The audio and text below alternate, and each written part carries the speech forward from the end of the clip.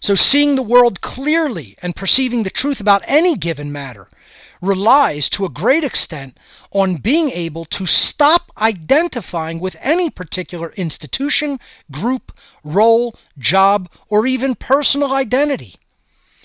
We have to see ourselves as not even just an individual, but we need to go beyond the skin suit layer of physical being and understand that we are an abstract of pure consciousness operating as a physical being in this reality.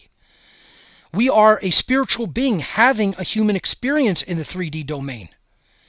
That's true spirituality and an understanding of the higher self, the true identity as consciousness. And most people have never gotten there. They've never done the inner work to get there. They don't want to sit quietly in a room with their own thoughts and their mind and meditate, and or just sit quietly with themselves and look in a mirror.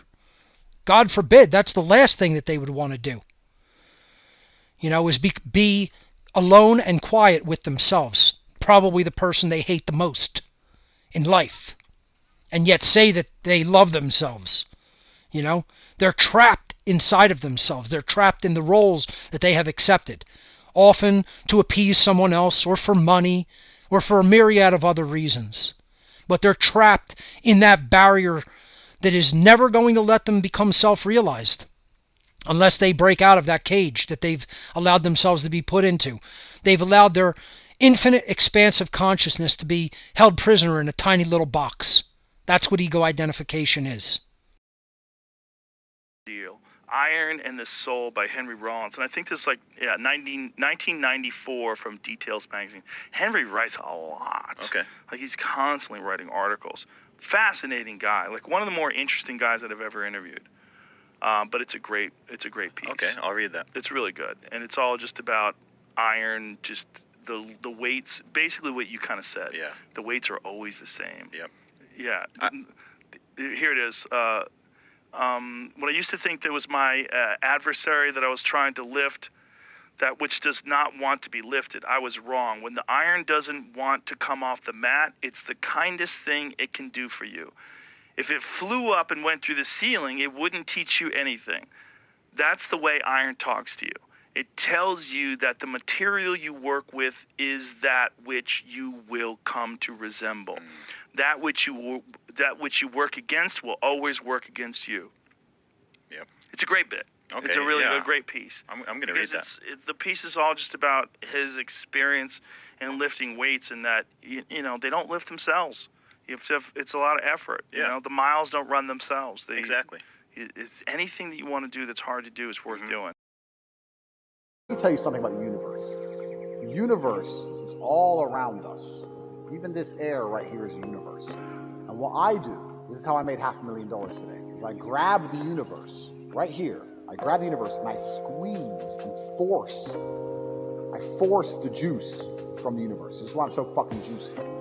I can do these things. I grab the universe and I squash and force everything I want from it. So if I want to be good at fighting, I just go and I grab the universe and I force it to give me the skill I need. And I force the pussy and the money. I squeeze the universe just like this and it all comes out. But what is Newton's third law? Every action has an equal and opposite reaction. Correct, that's the third law. So, if I am a man of action, if I'm a man of force, and I force myself into the universe must have an equal and opposite reaction. Which means if I force my power into the universe, and I focus all my energy on being sexy as fuck, the only possible reaction from the universe is tons of pussy. How can that not be true? Newton said it. So it's equal and opposite reaction. The more you put in, the more comes out. And it's the same with pussy, money, everything. So if you want more girls, you need to put more energy into the universe. So my question to you is, how are you putting energy into the universe?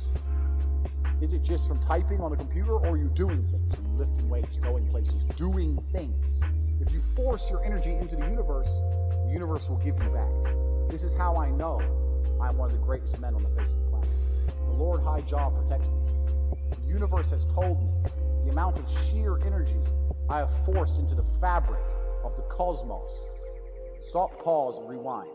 The amount of sheer energy I have forced into the fabric of the cosmos ensures I'm one of the greatest humans to ever walk the face of this planet.